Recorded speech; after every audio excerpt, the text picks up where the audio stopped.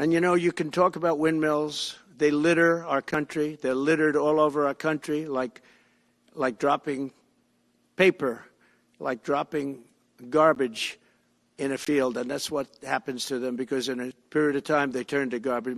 So that was Donald Trump talking about wind energy generation in the United States on Tuesday. Now, this is a very sensitive topic here in the state of Iowa, as we are one of the largest wind energy producers in the United States. The president went on to actually declare he wants to ban future production of wind turbines.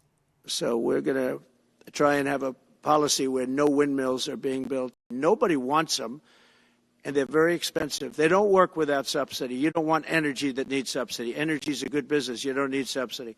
Now, like a lot of things that Trump says, there's a lot of falsehoods in there, and a lot of things that are a little bit of a stretch of what's going on.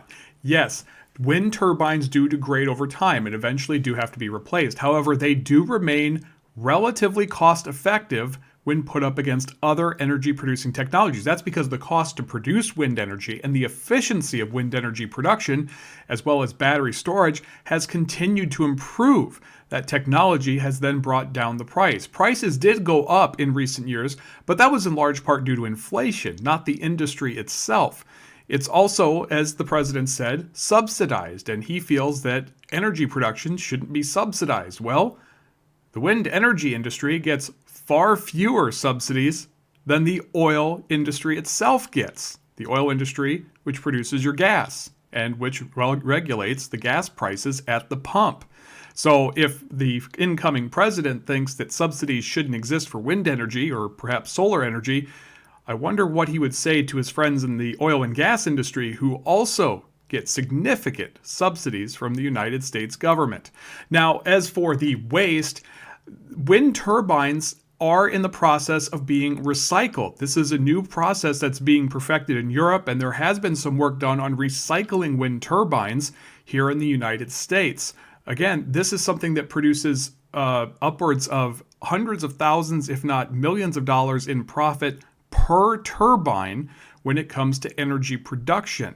This is not a loss leader. There have been struggles in the industry in recent years, but much of that was attributed to the pandemic and the inflation that came thereafter. So whether or not the president is serious about this when he retakes office later this month, we'll just have to see. But it's something that leaders here in Iowa will be closely watching, as Democrats and Republicans in Iowa have long touted wind energy as a solution here in Iowa. Now, there have been many local leaders who have opposed them, but most of those oppositions have lost their battles. We've seen wind farms built in just about every corner of Iowa, and there are some concerns about, let's say, how they impact the environment, particularly noise, as well as the impact on birds. And it is true that birds do sometimes get hit by the blades and are killed, but a lot of environmental experts will point out that the number killed by wind turbines is infinitesimal to those killed by planes, and even feral cats, which are responsible for millions, if not billions, of bird deaths every year. So this is going to be something that we'll have to see whether the president-elect continues this rhetoric and how it will land here among economic, environmental, and political leaders here in Iowa. If you want to see us make more videos, be sure to like this video and subscribe to our page, and be sure to ring the bell so you get notifications when we produce more videos in the days ahead. Thanks for watching.